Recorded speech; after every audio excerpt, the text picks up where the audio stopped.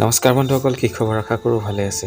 এটা বহুতেই ভাল খবৰ লৈ আহিছোঁ আপোনালোকৰ মাজলৈ। আশা কৰোঁ ভিডিঅ'টি শেষলৈ চাব আৰু ভিডিঅ'টি চাই ভাল পালে ভিডিঅ'টিত লাইক এটা লগতে চেনেলটো ছাবস্ক্ৰাইব কৰি দিওঁ। SSC ফালৰ পৰা আহিছে এখন নটিছ।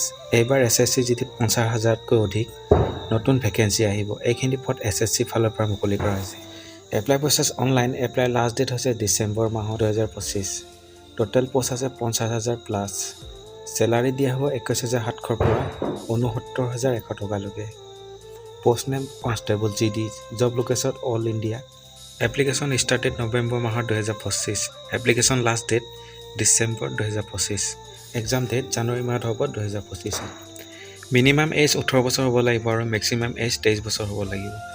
এজ ৰিলেক্সেশ্যন দিয়া হ'ব ST SC সকলৰ কাৰণে 5 বছৰ, OBC MOBC কাৰণে 3 বছৰ দিয়া হ'ব। ইয়াত 10 পাছ কৰিলে আপোনালোকে ইয়াত এপ্লাই কৰিব পাৰিব। UR OBC EWSবোৰে 100 ৰুপিজ পে'মেণ্ট কাটিব লাগিব। ST SC ফেমেলবোৰে কোনো ধৰণৰ পে'মেণ্ট কাটিব নালাগে।